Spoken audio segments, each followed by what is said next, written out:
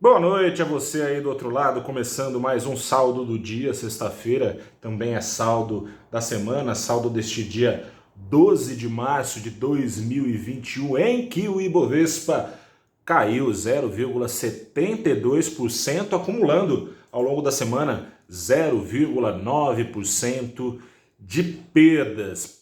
Poderia ter sido bem pior, né?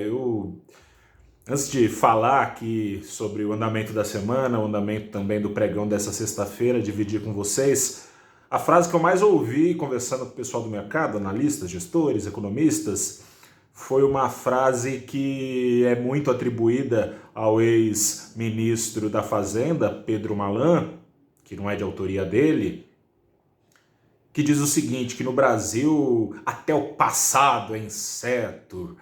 Pois é, eu acho que essa é um pouco a sensação que resume em partes como o mercado recebeu no começo da semana a volta do ex-presidente Lula ao jogo político. Ninguém esperava na segunda-feira a decisão que foi tomada pelo ministro do Supremo, Edson Fachin, que condenou, passou uma borracha em todas as condenações do ex-presidente lá na 13ª Vara de Curitiba. Assim, Lula está fora do veto da lei da ficha limpa, pode concorrer, se assim continuar até 2022. Falar em recorrer, pode concorrer, porque a PGR está recorrendo a essa decisão. Vamos ver como é que fica. Se tudo continuar assim, Lula pode concorrer à presidência e o mercado tomou um susto. Na segunda-feira, a bolsa aqui no Brasil caiu 4%, o dólar disparou também.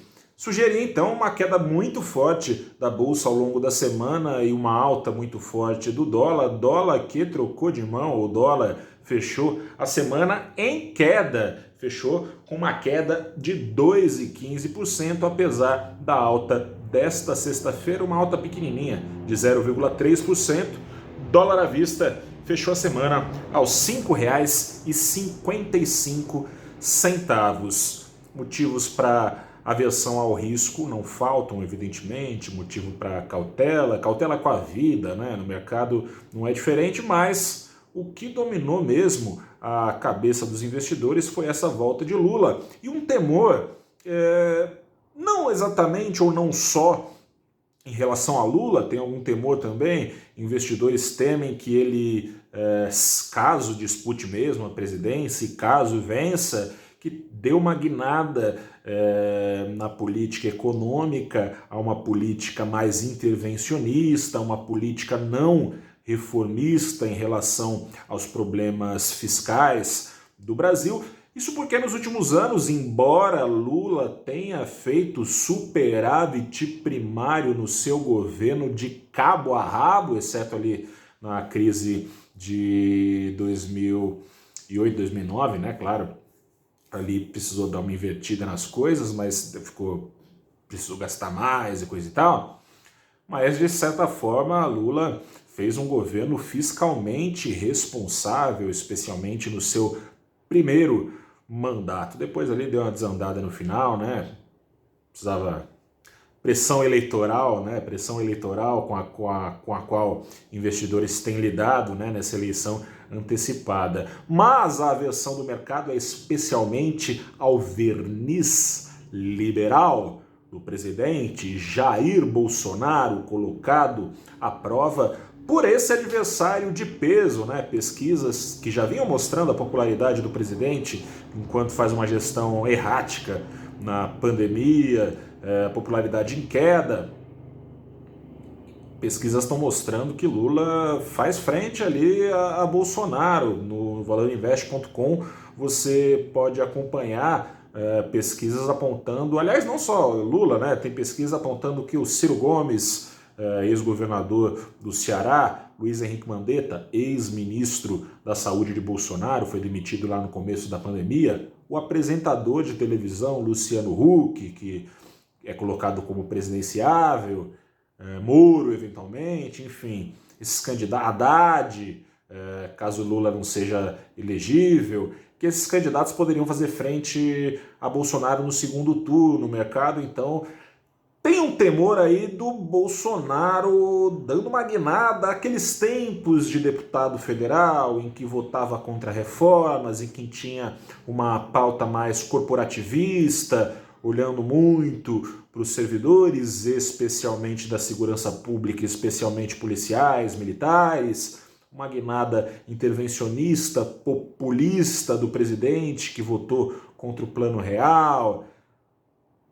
Em busca de votos, o mercado teme que essa seja a atitude de Bolsonaro. Então, perdendo o pouco que ele resta ainda de verniz liberal, depois, já foi bastante arranhado, depois de últimos passos que o presidente deu, mais recentemente aqui, a PEC emergencial passou, aliás, trazendo alívio na semana, foi em partes o que ajudou a apagar perdas, né? Tirou incertezas da frente, vai vir auxílio emergencial aí em breve, na semana que vem deve ser editada, enviada uma MP para liberar os auxílios. A PEC emergencial foi aprovada, prevendo na prática um furo, né, no teto de gastos, muito embora os gastos, para ser furado o teto de gastos sem que o governo cometa crime de responsabilidade e o presidente seja ameaçado de impeachment, foi liberado um limite de 44 bilhões de reais a serem gastos com auxílios. Esse dinheiro, portanto, vai vir em forma de maior endividamento do governo e não cortando gastos. Mas ficou menos pior do que se pensava. Como eu dizia, nessa PEC, Bolsonaro queria que fosse liberado também o Bolsa Família dessa história. Não foi liberado da regra do teto de gastos. Bolsonaro queria também ajudar seus eleitores ligados às forças de segurança pública, liberando essa turma de eventuais congelamentos de aumentos salariais, caso os gatilhos acionados por essa PEC, que vai passar a valer, sendo sancionada na próxima semana, sejam acionados. Gatilhos que prevêem corte de gastos sempre que o governo tiver à beira de implodir o seu orçamento. Bolsonaro um pouquinho mais para trás, mas ainda recentemente, depois de tentar agir em favor de seus amigos servidores, da segurança pública, base eleitoral importante que ele tem, agiu em favor de outra base eleitoral importante. Aliás, no valorinvest.com, umas matérias de bastidor mostrando que não só os caminhoneiros, que Bolsonaro agiu a favor deles, né, na Petrobras, caminhoneiros estão divididos entre Lula e Bolsonaro. Tem caminhoneiro com saudade do tempo que Lula subsidiava às custas das contas da Petrobras, às custas dos fundamentos da empresa, dos acionistas da empresa, subsidiava preços do diesel. Bolsonaro fez essa mudança indicando um general, nada mais estatizante que um general, indicou um general para tomar lugar de um economista com carreira no mercado financeiro para tomar conta, então, general Silvio Luna, tomar conta da Petrobras, teve esse arranhão já, né? Então, nesse verniz liberal, o mercado está com medo de que a vaca liberal vá para o proverbial brejo, Paulo Guedes montado nela, né? Mas, enfim, teve essa PEC que trouxe algum alívio, apagou perdas ao longo da semana, ajudou o dólar a cair, o que ajudou mesmo o dólar a cair, a pagar perdas. O Brasil não é uma ilha, né? Joe Biden teve aprovado o seu pacote trilionário, é mais que o PIB do Brasil injetado na economia americana. Com isso, os Estados Unidos devem crescer 6,5%, crescimento padrão chinês para os Estados Unidos nesse ano. Demais economias, parceiras comerciais devem ir bem também. No meio disso tudo tem uma confusão aí pela vista com a inflação, pela frente com a inflação que em 12 meses, em fevereiro, bateu 5,20%, está pouquinho só abaixo dos 5,25%, o teto da meta perseguida pelo Banco Central. Nesse ano, Banco Central que, para ajudar ali essa pressão inflacionária, né, tem sido em partes por causa do dólar e do combustível, gasolina subindo bastante, por um motivo que o Banco Central não domina, nem o presidente Bolsonaro, por mais que ele queira, que é o preço do petróleo lá fora, subiu 18% em fevereiro, gasolina com preços defasados ainda pela Petrobras, subiu 7%, poderia ter sido maior a alta. No meio disso tudo, tem decisão de juros. Semana que vem, o Banco Central será instado a agir e subir os juros. Mercado esperando só 0,5% de alta.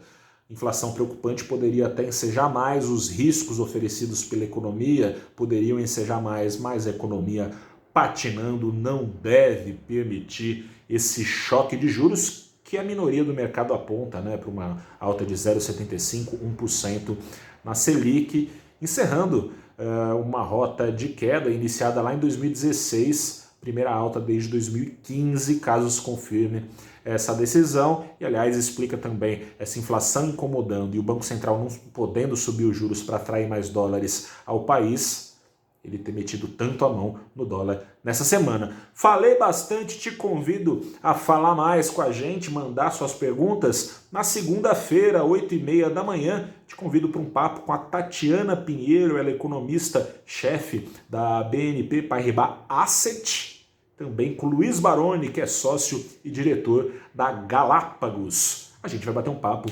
sobre esta alta de Selic que está vindo e o que você aí do outro lado tem a ver com isso e com o cenário da economia que se desenha pelos próximos meses. Fico por aqui, meu abraço a você, se cuide, força aí na quarentena, fique em casa se possível, sai só para o essencial, quando sair, máscara, álcool gel, evitar aglomeração.